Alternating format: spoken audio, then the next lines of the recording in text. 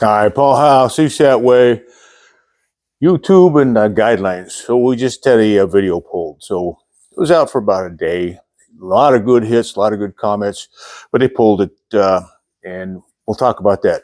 So case history, we're not going to replay the video here. We're going to put it on our websites, Mighty Networks or our Patreon. So 3 shooting videos, more about combat mindset and processing speed and CQB. Likely too much blood. I got a warning, had to do a little bit of remedial training on their website. Remedial training wasn't well written. Got a lot of history as far as teaching, writing tests, and articulating, and kind of, a gray area there. But having said that, YouTube, thank you for your site. It's your site, your rules. Probably 95% of the videos are claimed from their site that I use in training. So we're fine with your decision. All good. Now, they took a snippet and they had 2 shooting videos prior and then a whole explanation front and back. So who do we train? We're talking about firearms and civilians, teachers, church security, law enforcement across the spectrum. And that graphic content is necessary. And I've been using it for decades now, going back to VHS tapes. So what are we trying to hammer home? Learning points, so to speak. Safety.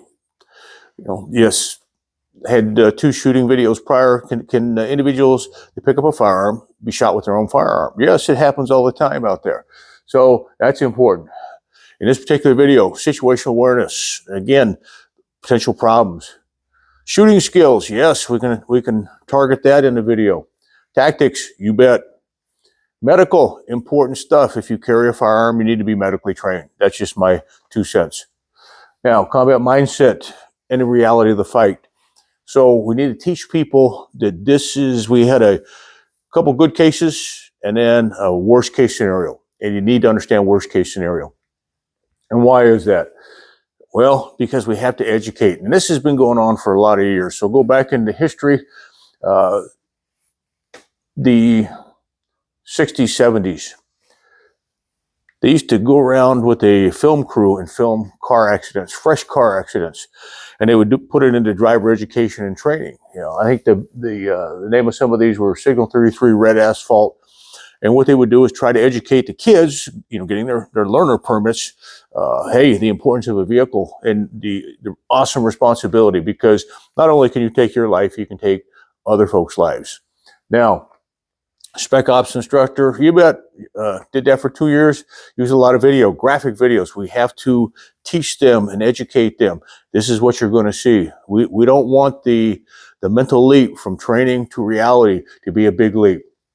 I was an ROTC instructor. We need to teach kids going from college, here is where you're going to go and here's your awesome responsibility. And you could do this probably within a year of training. So professional trainer for several decades, yes, use them all the time. And again, it's their website, but this stuff will be used and is necessary. You have to have learning points. Now, why? We have to let the individual decide for themselves. So we talked about church security, teacher guardians. This is what you might see.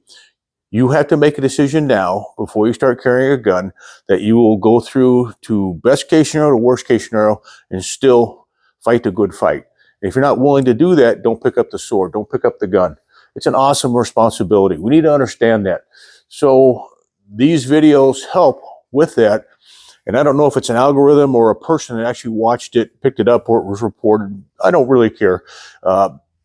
They're good videos. They're good learning points if they're put into proper context. And we put the proper context in the lead-in, in the conclusions, and we do that all the time.